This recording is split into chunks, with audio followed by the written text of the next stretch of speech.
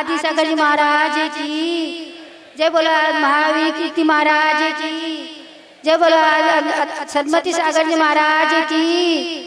गुरुवर ही जीवन में ज्योति जलाता है, गुरु ही जीवन में ज्योति जलाता है, बाती और तेल दीपक दिलाता है। बन जाएगा शिष्य तो अमृत पिलाता है, अमृत पिलाता है। जब बोला आचार्य श्री सुनील सागर जी गुरुदेव की जय। एक बार की बात है, दो भाई अपने साथ हंसते हंसते सुबह मॉर्निंग के समय चल रहे थे। जाते जाते क्या हुआ, हंसते हंसते पता नहीं दोनों में एक दूसरों से बात चलने लगी। क्या छोटा भाई बोलता है मैं न्याय से कमाता हूँ, बड़ा भाई बोलता है मैं न्याय से कमाता हूँ। दोनों में ऐसे चर्चा चलने लगी। दोनों ने बोला अच्छा ऐसा चलो अपन कहीं चलते हैं और यहाँ जिसका पल्ला भारी होगा वो स्वीकार करना पड़ेगा। बोले क्या स्वीकार करना पड़ेगा? बोले कि जो तेरे पास धन है अन्याय का वो मेरे को देना पड़ेगा और अन्याय का होगा तो तू ले लेना। बोले ठीक है चले। अब जाते जाते जहाँ किसान थे वहाँ गए, बैल जोत रहे थे। तो बैल से पूछा कि भाई तुम क्या न्याय से कमाते हो, न्याय से खाता कि अन्याय से खाता? बैल बोला अरे मैं बहुत परिश्रम करता हूँ लेकिन मेरा मालिक बैठा बैठा वह मस्ती मारता है, अच्छा अच्छा भोजन करता है और मुझे समय पे खाना नहीं देता है, अन्याय हुआ। फिर आगे चले, फिर व्यक्ति से बोला, एक व्यापारी मिला, कपड़े का व्यापारी मिला। उससे पूछा भाई तुम न्याय से कमाते हो कि अन्याय से कमाते हो? तो वो बोला देखो भाई मैं तो 25 रुपए की साड़ी है, पुराने समय की बात है अभी की बात नहीं है। तो बोले कि मैं 25 रुपए की, मैं 25 से 50 भी नहीं और 25 से 50 भी बोलता हूँ तो भी कोई लेने को तैयार नहीं, और मैं उसको 150 बोल देता हूँ तो मेरे से सब खरीद लेते। फिर अन्याय का पल्ला भारी हो गया। फिर आगे चले, ऐसे करते करते अन्याय का ही चलता रहा। अब क्या हुआ, जब अब उनके घर में दिवाली आई, दोनों उसको सारा धन ले लिया न्याय वाले से। बोले अब क्या करें? तो उनकी बीवी बोली अब दिवाली आई है, बच्चों को क्या खिलाएंगे, तो अपने भाई के पास जाओ कुछ सामग्री लेके आओ। भाई ने बोला, भाई इसके पास गया, भाई ने बोला एक आंख मुझे देना पड़ेगा। अब वो मरता ना क्या करता, उसने बोला ठीक है, चाकू लाया, एक आंख निकाल ली और उसको सामग्री दे दी। अब सामग्री कितने दिन चलेगी? फिर थोड़ा समय हुआ, खत्म हो गया। वापस उसकी बीवी बोली नहीं जाओ अपने भाई के पास कुछ लेके आओ। अब बड़ा विचित्र में पड़ गया, कैसे क्या करूँ मैं? फिर गया भाई के पास, उसने दूसरी आंख भी रख ली। अब उसका कोई साधन नहीं रहा कमाने का। तो बीवी बोलती चलो मैं तुमको साथ बाजार में लेके चलती हूँ, जो भी होगा मैं करूँगी, तुम मेरे साथ रहना।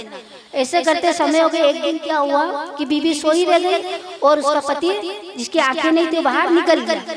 निकलते निकलते जंगल में चला गया और एक पेड़ से टकरा गया। तो पेड़ के वहाँ पे एक सरदार बैठा था और वहाँ 3 भूत बैठे थे। तीनों भूत से वो बातें कर रहा था। अरे भूतों तुम क्या करके आए, क्या काम करके आए? बोले हम बहुत अच्छा काम करके आए। बोले बताओ क्या काम करके आए हो? तो बोले कि मैं एक तो जहाँ नदी थी वहाँ पे मैंने वो रख दिया, पत्थर रख दिया जो पानी सूख गया। दूसरा बताया, बोले क्या किया? बोले कि राजा की लड़की थी उसकी दोनों आंखें निकाल ली। तीसरे को बोला तुमने क्या किया? बोले तालाब में पानी था उसको मैंने सुखा दिया। बोले थे कि अच्छा काम करिए, तो पाप का काम करके आए। लेकिन वो बोले कि फिर क्या हुआ? तो उसने बोला जिसकी आंखें चाहिए तो जो पेड़ के जो अर्घ होता है वो जो लगा लेगा आंखों पे तो उसकी आंखें आ जाएगी। तो वो बेटा बेटा सुन रहा था। सुनते सुनते उसने क्या किया, वहाँ का अर्घ कर लिया, आंखों में लगा लिया, उसकी आंखें आ गई। और फिर सरदार निकल गया वहाँ से। तो वो देख के आया तो एक बुढ़िया मिली। बुढ़िया से बोला कि मुझे पानी दे दो। तो पानी की प्यास लगी मुझे। तो बोले मैं 4 किलोमीटर से पानी लेके आई हूँ, मैं तुम्हें पानी नहीं दूंगी। बोले मैं तुम्हें बहुत सारा पानी दूंगा। वो बड़ी सोच में बढ़ गई। बोले मैं यहाँ से पत्थर उठाऊंगा पूरी नदी भर जाएगी। ठीक है, उसको पानी दिया, नदी भर गई। फिर आगे चला तो जो वो बुढ़िया जो वहाँ जो रानी वो लड़की थी, राजा की लड़की, उसकी आंखें नहीं थी, तो उसको आगे चलते तो पता चला कि उसकी लड़की के आंखें नहीं है, रानी की बेटी की। तो बोले अब क्या करें, सुना उसने, फटे कपड़े थे, बहुत दिनों से जंगल में था, उसको कौन समझेगा, अच्छा आदमी, उसको अंदर नहीं जाने देते। पहरेदार को बोला कि मुझे जाने दो, तो राजा देख रहा था। राजा ने बोला क्या हल्ला मचा रहे हो? बोले कोई आदमी आया, बोले मैं आंखें ला दूंगा उसकी। बोले इतने जने तंत्र मंत्र सब करते हैं तो आंखें नहीं आई तो ये क्या करेगा बोला? बोले लेके तो अपना काम कैसे भी सदना चाहिए। तो फिर वो लेके आया, उन्होंने बोला कि वो जो अर्घ था उसके पास में लेके आया था, उसने उसके अर्घ लगाया, आंखें आ गया। अब राजा बोला आप यहाँ रहिए। बोले नहीं मैं यहाँ नहीं रह सकता हूँ, मेरे को तो अपने घर जाना है। उसको बहुत संपत्ति दी, संपत्ति देके उसको रवाना किया। जो वहाँ रवाना किया तो उसका भाई मिला, तो भाई को तो जलन। बोले तुमको ये सब कैसे प्राप्त हुआ बताओ मुझे भी। वो तो लालची था, तो उसने सब बता दिया।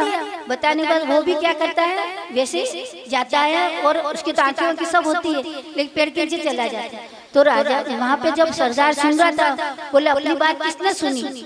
बोले पता लगाओ। तो वो तो चला गया था वहाँ से। जैसे ही वहाँ गए तो देखा कि वो आदमी था, तो वो उसको वही खत्म कर दिया। लालची आदमी का ऐसा ही मरण होता है, कभी लालच नहीं करना चाहिए। हमारा आचार्य श्री कहते हैं कि लालच करना बहुत बुरी बात है। जब अपने को जैसे नमोकार मंत्र को साधना करो तो उस साधना में लीन रहो, लेकिन लीन रहने से उसमें शक्ति बढ़ती है और ज्ञान की प्राप्ति होती है। और जो लालसा करते हैं उसमें यदि आप किसी मंत्र को जपोगे, लालसा से जपोगे तो ज्ञान प्राप्त नहीं होगा, और बिना लालसा से करोगे तो सुख संपत्ति प्राप्त होती है। जैसे अभी यहाँ पर अपने जाप हो रहे हैं और सिद्ध चक्र विधान हो रहा है, तो सिद्ध चक्र विधान से हर उपसर्ग और सब जितनी भी उपसर्ग होता है, भावना पाते हैं, तो अपने को सब निस्वार्थ करना चाहिए। स्वार्थ करोगे तो कुछ भी काम आपका नहीं होगा। बिना स्वार्थ से जाप तप धर्म ध्यान और आचार्य श्री की वाणी जब अपन सुनते हैं तो उसको ग्रहण करना चाहिए। एक एक शब्द उनमें ऐसा भरा हुआ है कि अपने को याद आती है। गुरुजी एक दिन रात की बात है, मैं चिंतन कर रहे थे, तो जैसे मुझे कुछ पता चला कि मैंने क्या क्या पाप की है, कैसे कुछ है। हम गृहस्थ में पाप करते हैं, जब दिवाली आती है तो पोछना करना, जो छोटे जीवाणु होना। तो एक बार की बात है, ये हम तो समझते नहीं थे पर बता देते हैं। जब पहले के जमाने में छोटे खटमल बहुत हो जाते थे तो वो पलंग में हो जाते थे, मैंने गर्म पानी डाल दिया था तो वो मर गया था। मेरे को इतना चिंतन हुआ, कम से मेरे को आधे घंटे तक बोलना आया कि गुरुजी ने हमको सत्संग पे लाके खड़ा किया कि आज हमें उसका ज्ञान प्राप्त हुआ। ज्ञान लेके हम उसके पापों की निजरा कर रहे हैं। आज गुरुजी यहाँ पे हमें नहीं लाते तो निजरा कैसे करते हैं? आज हम इस मोक्ष मार्ग पर चल रहे हैं, हमें चला रहे हैं। आज इनके ही हम अनुयायी हैं, इनके चरण धो के पिएंगे तो भी हम पूर्ण नहीं हो सकते, लेकिन हमें आगे का मार्ग बता के हमें मोक्ष मार्ग प्राप्त करा। जब बोला आचार्य सुनील सागर जी गुरुदेव की जय।